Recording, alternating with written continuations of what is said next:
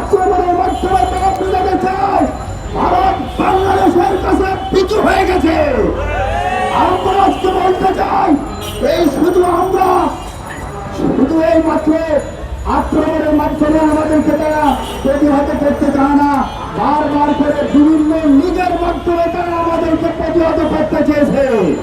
আমার বন্ধুগণ, এই সর্বশেষ চিন্ময় লীগের মাধ্যমে তারা আমাদেরকে প্রতিহত করতে চেয়েছিল। আমরা কোন অবস্থাতেই সুযোগ দেই নাই। আগামীতে ইনশাআল্লাহ যত ধরনের চক্রান্ত করা হোক না কেন, কোন চক্রান্ত টিকে থাকতে দেবে না, টিকে থাকতে দেবে না। বাংলার জনগণ প্রতিহত করবে। আমার বন্ধুগণ, ভারত যত ষড়যন্ত্র করুক না কেন, আসল কথা হলো ভারত ভয় পেয়ে গেছে। ভারত ভয় পেয়ে গেছে। মুসলমান কখনো ভয় পায় না।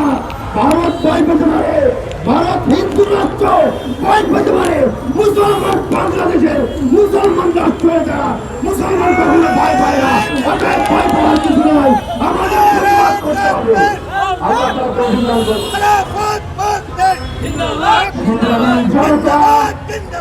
ভারতের প্রভুত্ববাদী কর্তৃক বাংলাদেশের দাবাস অফিসে হামলা, অগ্নিসংযোগ এবং দেশ বিরোধী সকল ষড়যন্ত্রের প্রতিবাদে আজকের বিক্ষোভ সমাবেশে এ পর্যায়ে আমাদের সামনে বক্তব্য রাখছেন ক্লাবের নির্দেশের কেন্দ্রীয় মন্ত্রী সচিব অবমাননা করেছেন। আমরা মনে করি ভারত বাংলাদেশকে সবসময় তারা আর চোখে দেখে আসছে, তারা বারবার দেখিয়ে দিতে চায় এদেশের প্রধান পুষ্ট তাদের ক্ষমতাসীন শেখ হাসিনা যখন সেখান থেকে চলে গেছে তাদের মায়া কান্নার শেষ নেই। আমরা জানিয়ে দিতে চাই বাংলাদেশের পতাকাকে তোমরা অবমূল্যায়ন করেছো তাই নয়, বাংলাদেশকে তোমরা পিষে মারতে চাও। আমরা তার তীব্র প্রতিবাদ করছি। যদি তা বন্ধ না করা হয়, তার ব্যবস্থা না নেওয়া হয়, বাংলাদেশের জনগণ তার প্রতিবাদের মাধ্যমে তোমাদেরকে দাঁত বাংলা জবাব দিয়ে ছাড়বে ইনশাআল্লাহ। আগরতলায় বাংলাদেশের হাই কমিশনে ভারতের হিন্দুত্ববাদীরা হামলা করেছে। আমরা সকলে জানি ভারত কখনোই বাংলাদেশের বন্ধু ছিল না। ভারত সবসময় আমেরিকার বন্ধু। এই আমেরিক ফ্যাসিবাদকে তারা প্রতিষ্ঠিত করার জন্য তাদের বিভিন্ন ষড়যন্ত্র করে যাচ্ছে। আমরা চাই এই ভারতীয় আধিপত্য এই বাংলাদেশ থেকে চিরতরে দূরীভূত হবে। আমরা কখনোই দিল্লির অধীনে থাকতে চাই না। আমরা চাই এই দেশ তাদের স্বাধীনভাবে চলতে পারে। এই বক্তব্য রেখে আমি আমার সংক্ষিপ্ত বক্তব্য শেষ করছি। আসসালামু আলাইকুম ওয়া রাহমাতুল্লাহ। ভারতীয় আধিপত্যবাদী রাষ্ট্র বাংলাদেশের হাই কমিশনে হামলা করেছে। ইতিমধ্যে আপনারা জেনেছেন আমাদের জাতীয় পতাকাকে তারা পুড়িয়ে ফেলেছে। আজকে আমরা স্পষ্ট ভাষায় জানিয়ে দিতে চাই, বাংলাদেশের একজন নাগরিক বেঁচে থাকতে বাংলাদেশের বিরুদ্ধে কোন ধরনের ষড়যন্ত্র করে ভারত পার পাবে না ইনশাআল্লাহ। আমরা আজকে ওআইসি সহ জাতিসংঘ এবং ইন্টারন্যাশনাল যে ফোরামগুলো রয়েছে সেই ফোরামে বাংলাদেশের বিরুদ্ধে আজকে যে হামলা করেছে, এই হামলার জন্য এই ইন্ডিয়াকে, ভারতকে সন্ত্রাসী রাষ্ট্র হিসেবে তালিকাভুক্ত করতে হবে। সংগ্রামী উপস্থিতি, আগামী দিনের দেশ ও জাতির যে কোনো প্রয়োজনে খেলাফত মজলিস রাজপথে থাকবে। আপনাদেরকে সেই সাথে কাকার উদাত্ত আহ্বান জানিয়ে আমার বক্তব্য শেষ করছি।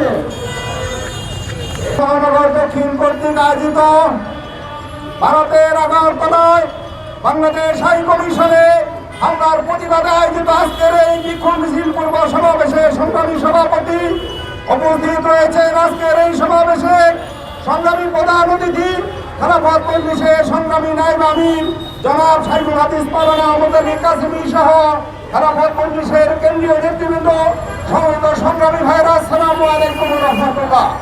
আপনারা জানেন শেখ হাসিনা সরকার ইন্ডিয়ার একটি দাস সরকার ছিল। 5 আগস্টে বাংলাদেশের ছাত্র জনতার রক্তক্ষয়ী অভ্যুত্থানের মধ্য দিয়ে দেশ থেকে তিনি বিতাড়িত হন। শেখ হাসিনা বাংলাদেশ থেকে পালিয়ে ইন্ডিয়ায় গিয়ে আশ্রয় গ্রহণ করে। মূলত শেখ হাসিনা বাংলাদেশ থেকে এই দেশের পতন হওয়ার পর থেকে ইন্ডিয়া সরকারের মাথা খারাপ হয়ে গেছে। আমি ইন্ডিয়া সরকারকে বলতে চাই, বাংলাদেশে ছাত্র জনতার রক্তে একটি অভ্যুত্থান সংগঠিত হয়েছে, একটি বিপ্লব সংগঠিত হয়েছে। আপনাদের যতই কষ্ট লাগুক এই বিপ্লবী অভ্যুত্থানকে মেনে নিতে হবে। আপনারা যতই এদিক সেদিক আপনারা উৎপাদ করার চেষ্টা করেন, বাংলাদেশের বিরুদ্ধে ষড়যন্ত্র করার চেষ্টা করেন, যতই হাই কমিশনে হামলা করার চেষ্টা করেন, বাংলাদেশের ছাত্র জনতা এতে কোনো ভয় পায় না। বাংলাদেশের ছাত্র জনতাকে দেখেছেন কিভাবে তারা শেখ হাসিনার সেই সময়ে সশস্ত্র পুলিশ বাহিনীর বুলেটকে মোকাবেলা করে, বিডিআরের বুলেটকে মোকাবেলা করে, আওয়ামী সন্ত্রাসের বুলেটকে মোকাবেলা করে বুক চিতিয়ে দাঁড়িয়েছিল রাস্তা। শেখ হাসিনা পালিয়ে যেতে বাধ্য হয়েছে। কাজেই আপনি বাংলাদেশ নিয়ে আর ষড়যন্ত্র করবেন না। বাংলাদেশের সংখ্যালঘু হিন্দু ভাইয়েরা অনেক নিরাপদে আছে, অতীতের চেয়ে বহুত নিরাপদ তারা। আপনি ইন্ডিয়ায় আমাদের যে সমস্ত ভাই বোনেরা আছে আপনি তাদেরকে যথাযথ নিরাপত্তার ব্যবস্থা করুন। বাংলাদেশে হিন্দুরা যথাযথ নিরাপদ থাকবে ইনশাআল্লাহ। আপনি কোন ধরনের ষড়যন্ত্র না করে এই সরকারের প্রতি আপনি শ্রদ্ধা এবং আনুগত্য প্রদর্শন করুন। আমরা বন্ধুত্বপূর্ণ সম্পর্ক চাই। যতই আপনি হুমকি দেন, পেঁয়াজ দিবেন না, আলু দিবেন না, এই সমস্ত হুমকি দামকিতে বাংলাদেশ ভয় পায় না। আপনারা গরু দেওয়া বন্ধ করেছিলেন, বাংলাদেশে গরুর খামারের বিপ্লব ঘটেছে। এখন বাংলাদেশ গরু পালনে স্বয়ংসম্পন্নতা লাভ করেছে। পেঁয়াজ দেওয়া বন্ধ করবেন, পেঁয়াজে স্বয়ংসম্পন্নতা লাভ করবে। কোনো কিছু আটকে বাংলাদেশকে দমাতে পারবেন না ইনশাআল্লাহ। আমরা ঐক্যবদ্ধ থাকবো। ইন্ডিয়ার বিরুদ্ধে যে কোনো ষড়যন্ত্রের রাজপথের সামনে মোকাবেলা করবো ইনশাআল্লাহ। সবাইকে উদাত্ত আহ্বান জানিয়ে বক্তব্য এখানে শেষ করছি। আমার তার হুকিল্লাহ ও ঢাকা মহানগর নেতৃবৃন্দ, সমবেত সাংবাদিক বন্ধুগণ, উপস্থিত বিপ্লবী জনতা, আসসালামু আলাইকুম রহমতুল্লাহ। ভারত আর একবার প্রমাণ করেছে ভারত বাংলাদেশের বন্ধু নয়। ভারত এদেশে একটি মাত্র দলের বন্ধু হতে চায়, সেটা আওয়ামী লীগ। কারণ আওয়ামী লীগ যদি ক্ষমতায় থাকে এদেশের শোষণ, লুণ্ঠন এগুলো তারা একচেটিয়া করতে পারে। একচেটিয়া শোষণ লুণ্ঠনের কারণে তারা আওয়ামী লীগের বন্ধু। হাসিনার যখন পতন ঘটেছে ছাত্র জনতার বিপ্লবে, ভারতে এখন মাথা খারাপ দশা। আমরা বাংলাদেশের মানুষ এখানে ধর্ম, বর্ণ, বসবাসের নির্বিশেষে পাহাড় কি সমতল আমরা সবাইকে বাংলাদেশের নাগরিক মনে করি এবং প্রত্যেকটা মানুষে এখানে বাংলাদেশের নাগরিক হিসেবে তিনি যে ধর্মে বিশ্বাসী হন না কেন তিনি স্বাধীনভাবে বসবাস করবেন, মাথা উঁচু করে বসবাস করবেন, কারো কাছে তিনি কোনো অধীনতা স্বীকার করবেন না। আমরা এই বিশ্বাসই করি। ভারত সরকারকে বলবো, আপনিও পারলে আপনার দেশের সকল নাগরিকের প্রতি সম আচরণ করুন।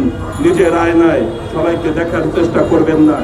নিজের ঘোলাটে চশমায় দেখার কারণে সারা দুনিয়াকে পাণ্ডুর বর্ণের আপনার কাছে মনে হয়। আসলে বাংলাদেশের প্রত্যেকটা মানুষ স্বাধীন এবং এখানে আমাদের ভিতরে কোনো বিভেদ নেই। আপনি উস্কে দিয়ে আমাদের হাই কমিশনকে আক্রান্ত করে আমাদের স্বাধীনতা সার্বভৌমত্বের উপরে আগ্রাসন চালিয়েছেন। এর দাঁত ভাঙা জবাব আপনি পাবেন। জনগণ সেই জবাব আপনাদেরকে দেবে। আলহামদুলিল্লাহ।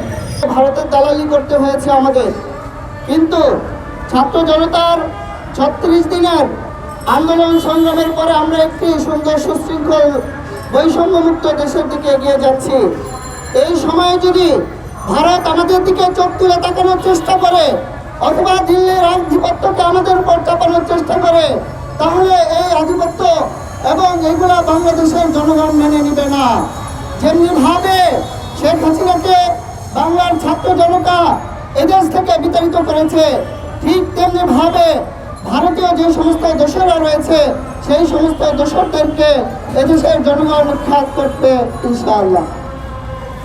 সংগ্রামী বাংলাদেশের সরকারি হাই কমিশনের গতকাল ভারতের কিছু উগ্রবাদী এখানে হামলা করে যে ন্যাক্কারজনক ঘটনার সৃষ্টি করেছে, শুরুতেই আমি আমার বক্তব্যের শুরুতে এই হামলার তীব্র নিন্দা এবং প্রতিবাদ জানাচ্ছি।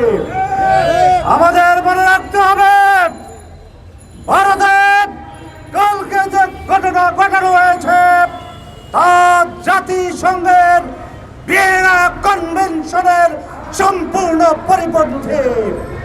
ভারত সরকার বাংলাদেশের কূটনীতিকদের নিরাপত্তা দিতে সম্পূর্ণভাবে ব্যর্থ হয়েছে।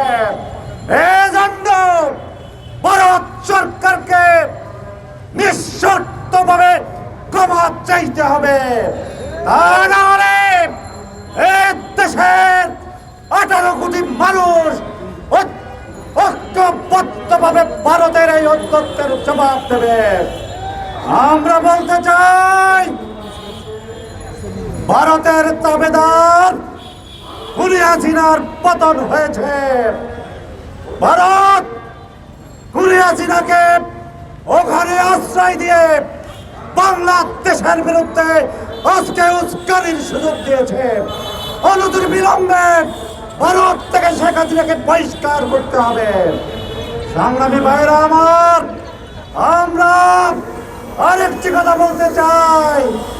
পশ্চিমবঙ্গের মুখ্যমন্ত্রী মমতা ব্যানার্জি কাল পরশুদিন এদেশের সংসদে যে বক্তব্য দিয়েছে, অত্যন্ত ঘৃণাজনক এবং কূটনৈতিক শিষ্টাচার বহির্ভূত বক্তব্য দিয়েছে।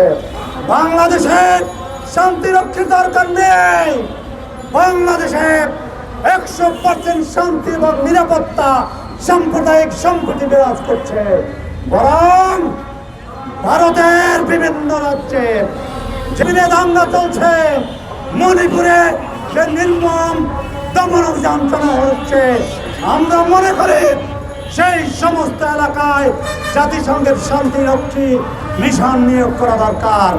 সর্বশেষ, বাংলাদেশের এই জনগণ দিল্লির দাসত্ব কখনো মেনে নেবে না। সেজন্য আমরা এদেশের ধর্ম বর্ণ নির্বিশেষে সবাই ঐক্যবদ্ধ আছি এবং আগামী দিনে ভারতের আধিপত্যবাদী হুমকি মোকাবেলায় আমরা জীবন দিতে প্রস্তুত রয়েছে। আল্লাহ সবাইকে সেই লক্ষ্যে কাজ করার তৌফিক দিন। আসসালামু আলাইকুম ওয়া রাহমাতুল্লাহ। খেলাফত মজলিস ঢাকা মহানগরী দক্ষিণ কর্তৃক আয়োজিত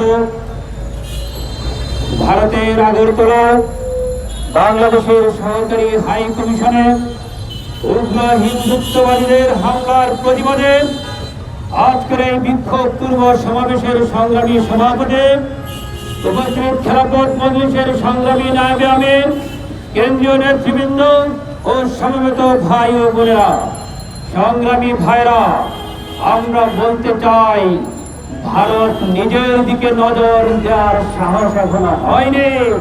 কোন সাহসে ভারত বাংলাদেশের দিকে চোখ তুলে তাকায়? বন্ধুরা আমার, আজকে আগরতলায় যে হামলা হয়েছে, আমরা বলতে চাই, ভারত যদি নিরাপত্তা দিতে ব্যর্থ হয়, বাংলাদেশ সরকারকে আহ্বান করতে চাই, আপনারা স্বেচ্ছাসেবী আহ্বান করুন। আমরা বাংলাদেশের হাই কমিশনের নিরাপত্তা দিতে প্রস্তুত আছি। কিন্তু কথা হচ্ছে, বাংলাদেশের মানুষ অথবা প্রতিরক্ষা বাহিনী যদি আগরতলায় বাংলাদেশের হাই কমিশনের নিরাপত্তা দিতে যায়, ভারতের 7 রাজ্যের অবস্থা কিন্তু ভালো হবে না। বলে যাচ্ছি আমরা পরিষ্কার ভাবে, বাংলাদেশের দিকে চোখ তুলে তাকাবে, আপনাদের 7 রাজ্য আর জায়গায় থাকবে না। বন্ধুরা আমার, 711 সালে ওই জুলুমের প্রতিবাদে মোহাম্মদ বিন কাসিমের নেতৃত্বে অল্প কিছু মানুষের সেই অভিযানে সেই আমরা দেখেছি দস্যু দাহির পালিয়েছিল। আজকে যেই উদ্ধত ভারত সরকার দেখাচ্ছে, আমরা জবাব দিতে চাই। পশ্চিমবঙ্গের মুখ্যমন্ত্রী বলেছেন বাংলাদেশে নাকি শান্তি রক্ষা দরকার। আজকে এটি পরিষ্কার হয়ে গিয়েছে, ভারত তার নাগরিকদের নিরাপত্তা দিতে ব্যর্থ হচ্ছে।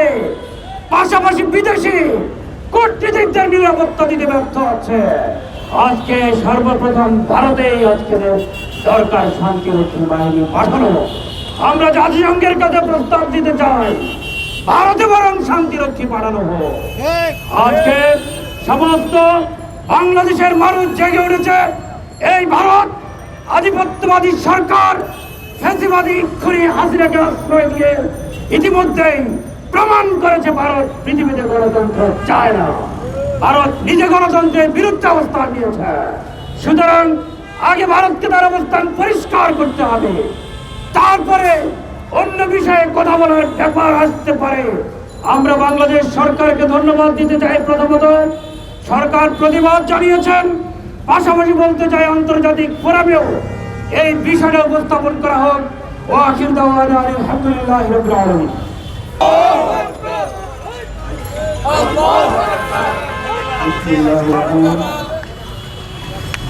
আজকের এই প্রতিবাদ সমাবেশের সম্মানিত সভাপতি, উপস্থিত খেলাফত মজলিসের কেন্দ্রীয় মহানগর নেতৃবৃন্দ, সমবেত ভাইয়েরা,